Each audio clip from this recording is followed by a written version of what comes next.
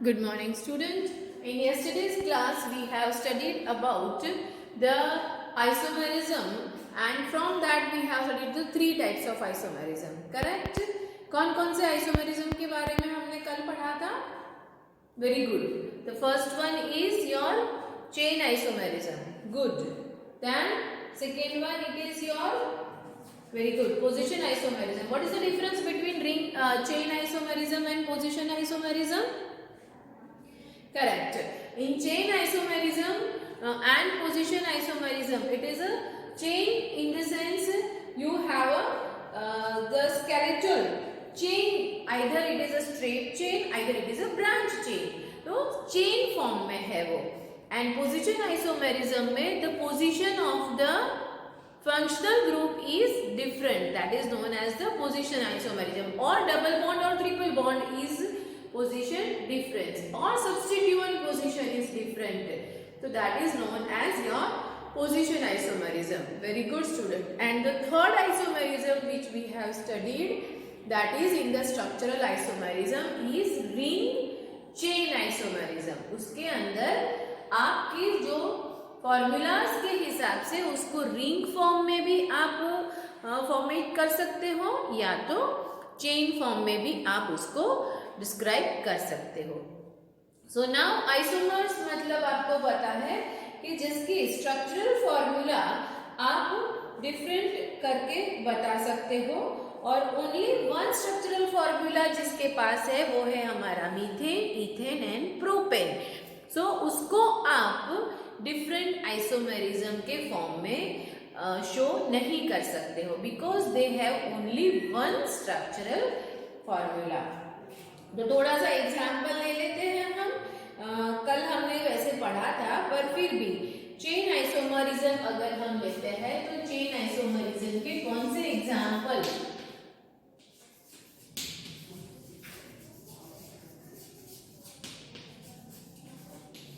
तो एक एग्जाम्पल मैंने बताया ऐसे मीथेन, इथेन एंड प्रोपेन के बारे में हम आइसोमरिज्म नहीं बता सकते हैं, तो हम ब्यूटेन लेते हैं. What is the formula of butane? Okay, very good. Butane is equal to C4H10. अब C4H10 के अगर हमें चेन आइसोमेरिज्म के बारे में बताना है तो आप कितने स्ट्रक्चर उसके बता सकते हो? तो C4H10 के लिए आप दो अलग अलग तरीके से उसको बता सकते हो. 1, 2, 3 एंड 4. एक तो ये तरीका है आपका, मतलब यहाँ पर लिखोगे आप CH3, CH2, CH2, CH3. 3 और 3 6, 6 और 2 4. 10 हाइड्रोजन हो गया. या तो आप दूसरा तरीके से लिख सकते हो उसको 1, 2, 3 एंड 4th कार्बन आप उसको ब्रांच फॉर्म में लिखोगे. तो यहाँ पर हो सकता है यहाँ ब्रांच बताओ, या तो और 1, 2, 3 और ये 4. तो यहाँ आप लिख सकते हो CH3, CH2, CH2, CH3. और सेम वे यहाँ पर आप कर सकते हो ये CH3, CH3, CH.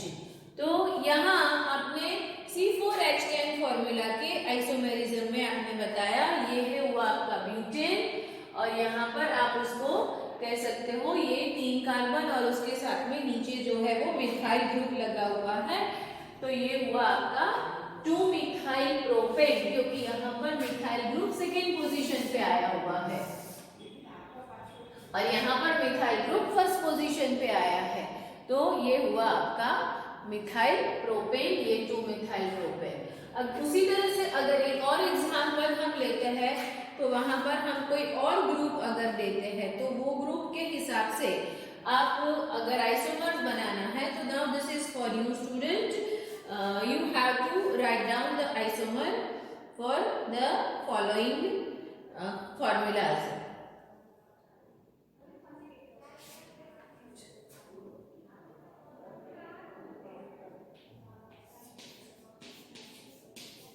C4H8. तो C4H8 है स्टूडेंट, तो यहाँ पर आपको सबसे पहले क्या कर सकते हो, सो 1 2 3 एंड 4 4 कार्बन तो लिख दिए, पर आपके पास में हाइड्रोजन कितने हैं, 8 हाइड्रोजन है। तो 8 हाइड्रोजन है मतलब यहाँ पर आपने 3 4 5 अब 6 7 एंड 8। अब यहाँ देखो कार्बन की वैलेंसी जो है आपकी, वो वैलेंसी के हिसाब से आपको कहीं ना कहीं डबल बॉन्ड लगाना पड़ेगा। तो आप कर सकते हो यहाँ CH डबल बॉन्ड,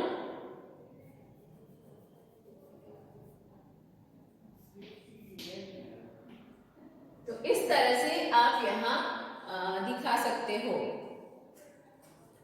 तो 3 4 5 6 7 एंड 8, तो 8 ये आ गया आपका हाइड्रोजन। तो ये हुआ एक आपका आइसोमर जिसे आप नाम कह सकते हो 4 कार्बन है और फर्स्ट पोजीशन पे ENE ग्रुप है, तो उसका नाम आप लिख सकते हो ब्यूट 1E।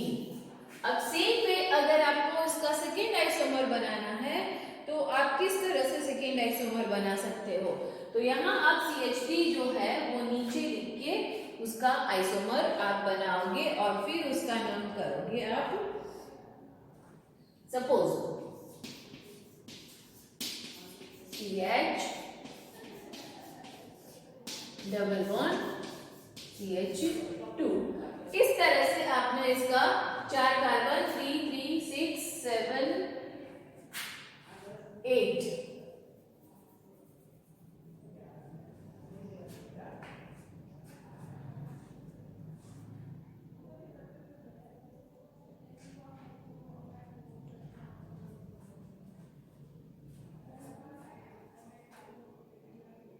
इस तरह से आप इसका स्ट्रक्चरल आइसोमेरिज्म बना सकते हो जिसकी फॉर्मूला है C4H8। तो हमने चेन आइसोमेरिज्म का एक एग्जांपल ले लिया। अब हम पोजीशन आइसोमेरिज्म के बारे में भी अगर समझना है तो देख लेते हैं।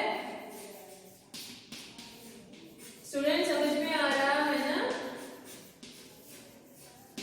कल पढ़ा था, थोड़ा सा होमवर्क किया और आज एक आध दो और एग्जांपल ले रहे हैं, तो ये आपका टॉपिक क्लियर हो जाएगा।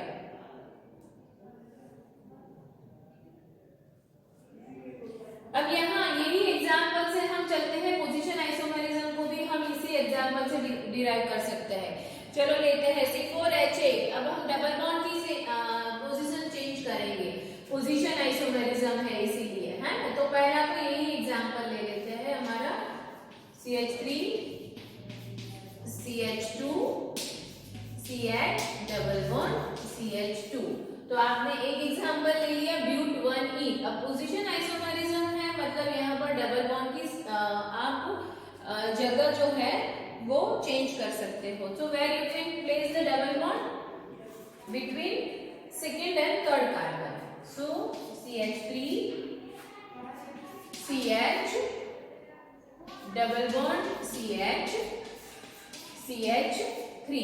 तो एक आप इस तरह से डबल बॉन्ड की पोजीशन आपने यहाँ चेंज कर दिया। तो यहाँ आपके पास में जो डबल बॉन्ड की पोजीशन चेंज कर दी उसमें नाम हो गया ब्यूट 2इन हो गया। ये 1इन था, ये 2इन हो गया। तो इस तरह से आपको पता चल गया कि कैसे आप फंक्शनल ग्रुप की पोजीशन चेंज करके आइसोमेरिज्म कर सकते हो। अगर उसी तरह से हमने जो नोमेनक्लेचर पढ़ा था स्टूडेंट, आपको याद होगा ऑर्थो मेटा पैरा भी हमने कुछ 1 2 1 3 1 4 पोजीशन पढ़ा था, तो वो भी आप यहाँ पर ले सकते हो। तो उसे भी हम पोजीशन आइसोमेरिज्म कह सकते हैं एग्जाम्पल में। सो यहाँ पर एक क्लोरीन ग्रुप यहाँ रखा, एक क्लोरीन ग्रुप यहाँ रखा, तो ये हुआ आपका 1 2, फिर 1 3 ऑर्थो मेटा और para, ortho meta and para. तो इस तरह से आप उसका नोमेनक्लेचर करोगे। तो dichlorobenzene ortho, dichlorobenzene same way meta dichlorobenzene और पैरा डाइक्लोरोबेंजीन। बेंजीन, जिसे हम एग्जाम्पल कह सकते हैं पोजीशन आइसोमेरिज्म का। Students write it down, then we'll go with the ring chain isomerism के एग्जाम्पल में, और उसके बाद में आज हम अपना टॉपिक शुरू करेंगे मेटामेरिज्म से। Now we are going to study about the functional isomerism, student. Functional. What is the meaning of functional isomerism? हमने आगे पोजीशन आइसोमेरिज्म में पढ़ा कि फंक्शन ग्रुप की पोजीशन अलग अलग होती है। So here what is the meaning of that? Functional isomerism का मतलब होता है have the same molecular formula but the functional group are different. Molecular formula में कोई फर्क नहीं होता है, पर उसके अंदर आया हुआ फंक्शनल ग्रुप डिफरेंट होता है, so that is known as the functional group isomerism. Now we will take any one example for the functional group isomerism. Write down the definition.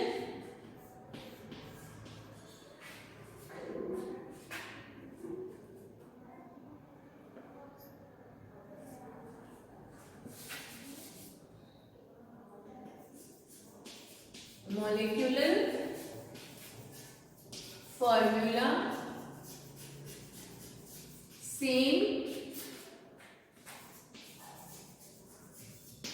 but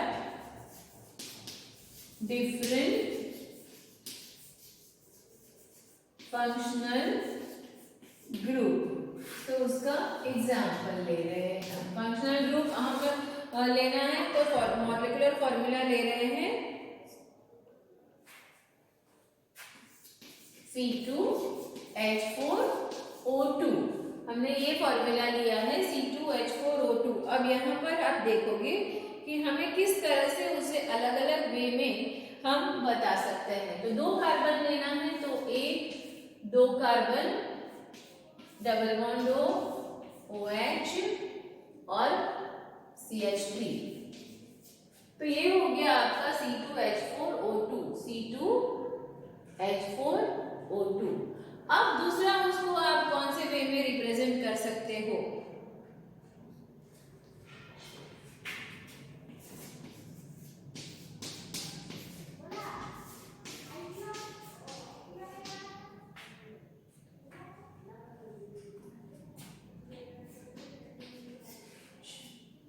एक आप इस तरह से उसे रिप्रेजेंट कर सकते हो। यहाँ पर आपके पास में मेथॉक्सी, यहाँ पर कार्बोक्सिलिक COOH ग्रुप है, और वहाँ आपके पास में जो ग्रुप है वो मिथेनोएट ग्रुप है ना। OCH3 मतलब मिथेनोएट और COOH मतलब ओइक एसिड या कार्बोक्सिलिक एसिड ग्रुप हुआ। तो यहाँ 2 कार्बन है, 2 कार्बन मतलब इथेनोइक एसिड। 2 कार्बन का मतलब ये हुआ इथेनोइक एसिड, और वहां पर आपके पास में मिथेनोएट है। तो मिथेनोएट जो है उसके साथ में आपके जो है वो मिथाइल ग्रुप लगा हुआ है। सो methyl methanoate, methyl methanoate CHO है ना। तो इसको आप इस तरह से रिप्रेजेंट कर सकते हैं। तो फंक्शनल ग्रुप यहाँ पर हुआ ये आपका OR फंक्शनल ग्रुप हुआ, और यहाँ आपका फंक्शनल ग्रुप हुआ COOH फंक्शनल ग्रुप हुआ।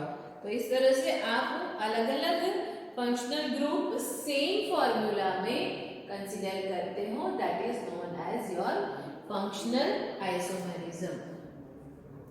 Now the fourth one, it is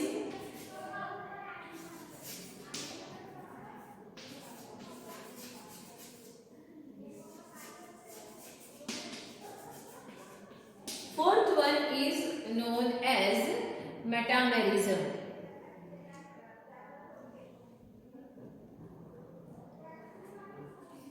Here molecular formula is same but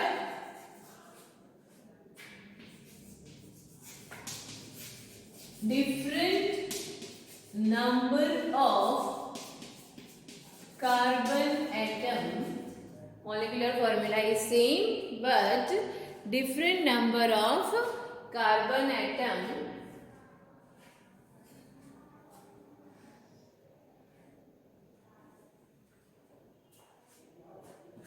on the side of functional group. Chain में फंक्शनल ग्रुप के एक बाजू में होते हैं या दूसरी बाजू में नंबर ऑफ कार्बन डिफरेंट होते हैं। मतलब हो सकता है कि अगर हम चार कार्बन लेते हैं तो फंक्शनल ग्रुप के एक बाजू में एक कार्बन और बाकी के दो कार्बन हो सकते हैं, तो उसे हम कहते हैं मेटामेरिज्म। एग्जाम्पल लेके समझाती हूँ, पर मॉलिक्यूलर फॉर्मूला तो सेम है because here we are talking about isomer. So we'll take example C5H10O। 5 carbon लेना है हमें, तो 5 कार्बन के साथ में हमारे पास में एक C डबल बॉन्ड O है, तो सबसे पहले हम लिख देते हैं C डबल बॉन्ड O। तो एक ऑक्सीजन ले लिया, अब एक कार्बन ले लिया, अब मुझे 4 कार्बन को अरेंज करना है। तो 4 कार्बन में किस तरह से कर सकती हूँ, यहाँ पर CH3 CH2 CH2 CH3, ये एक तरह से आपने दिखाया जिसका नाम आप क्या कह सकते हो। यहाँ पर 5 कार्बन है मतलब पेंट। 2 पोजीशन पे आपका कीटोन ग्रुप है, so you can write down pent 3 position, sorry not a 2 position, very good बेटा। पेंट 3 ओन, इसका नाम हुआ पेंट 3 ओन। अब सेकेंड इसी तरह से हम लेते हैं, तो ये जो C double bond O group है उसे हम यहाँ शिफ्ट करते हैं, तो हुआ CH3 C double bond O CH2 CH2 CH3। अब देख सकते हो फंक्शनल ग्रुप की एक बाजू में एक कार्बन है और फंक्शनल ग्रुप की दूसरी बाजू में 3 कार्बन है, तो इसे आप किस तरह से नाम कर सकते हो। यहाँ पर आपका फंक्शनल ग्रुप सेकेंड पोजीशन पे आ गया, कार्बन तो आपके कितने हैं, 5 ही है, तो आप यहाँ पर नोमेनक्लेचर करोगे पेंट 2 ओन। ये थर्ड पोजीशन पे था इसलिए हमने लिखा था 3 ओन। Very good student. तो आई थिंक ये आपको क्लियर हो रहा है कि this isomerism is shown by ketone and amine group. Metamerism always shown by ketone and amine group। ये दोनों आपको मेटामेरिज्म शो करते हैं। स्टूडेंट बाकी के एग्जाम्पल से प्रैक्टिस से आप इसका बराबर से आइसोमेरिज्म कर पाओगे, इसलिए एक और एग्जाम्पल मैं दे रही हूँ जो आपका होमवर्क रहेगा स्टूडेंट। उसके लिए आप लिखो, this is your homework C4H11N। इसके मेटामेरिज्म कितने बनते हैं, नाम क्या है उसका, वो आपको लिखना है। दूसरा एक, अच्छा वो हमने कर दिया है, इसके अलावा भी अगर हम एक और करना चाहते हैं तो वो भी कर सकते हैं। जो 5 लिया था उसके बदले में C4H10O। तो ये दो आपके मेटामेरिज्म के होमवर्क में रहेगा। Now we are going to start today for the tautomerism. Metamerism के बाद में है tautomerism.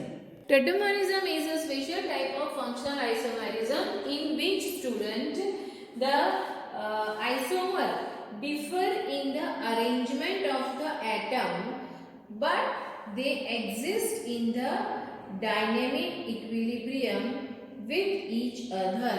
So write down the definition for this. It is a special type of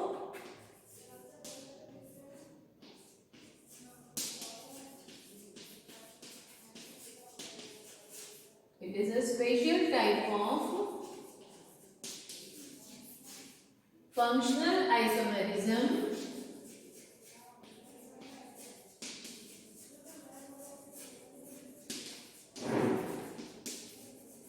in which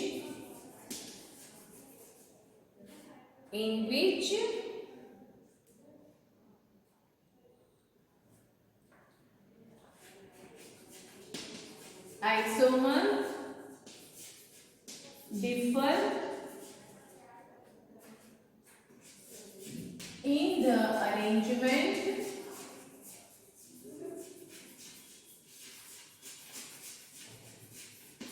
the arrangement of atom, but they exist in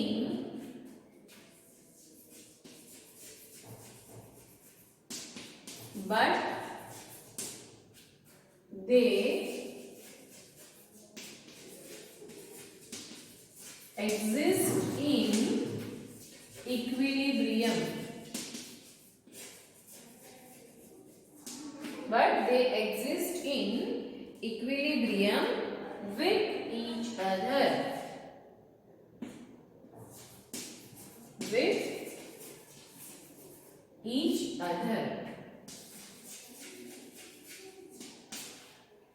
example लेके समझते हैं कि भाई यहाँ किस तरह से वो एक दूसरे से इक्विलिब्रियम में रहते। Take the example of acetaldehyde and vinyl alcohol. So we take the example of acetaldehyde.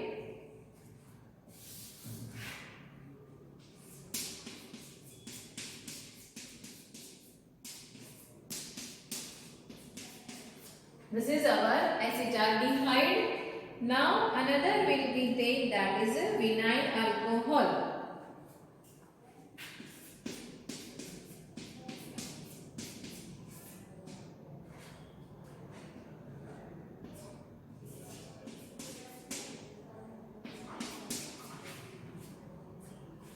These two are in the equilibrium state.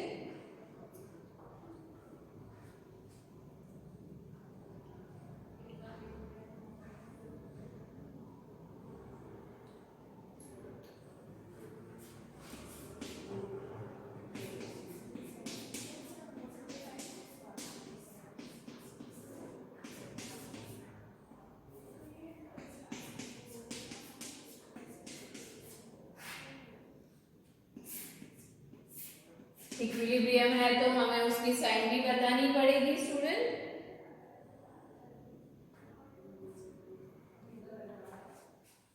दूसरा example,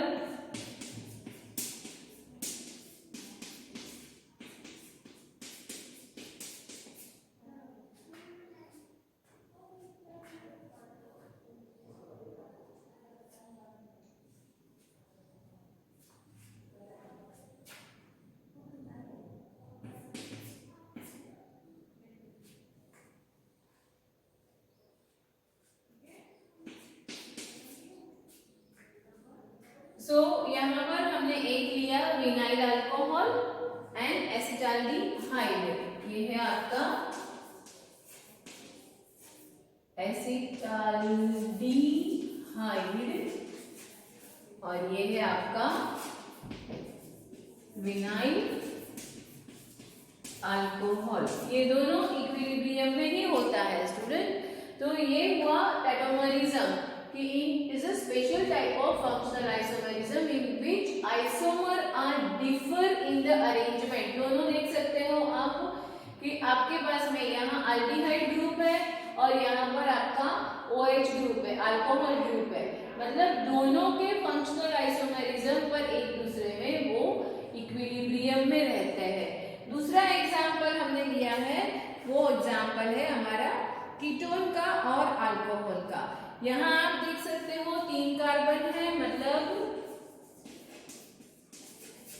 propanone ONE, C double bond O, मतलब कीटोन ग्रुप है. और उसी के साथ में यहाँ पर हमारा कौन सा ग्रुप है, ये वेरी गुड, अल्कोहल ग्रुप आया हुआ है. तो उसका नाम आप किस तरह से लिख सकते हो,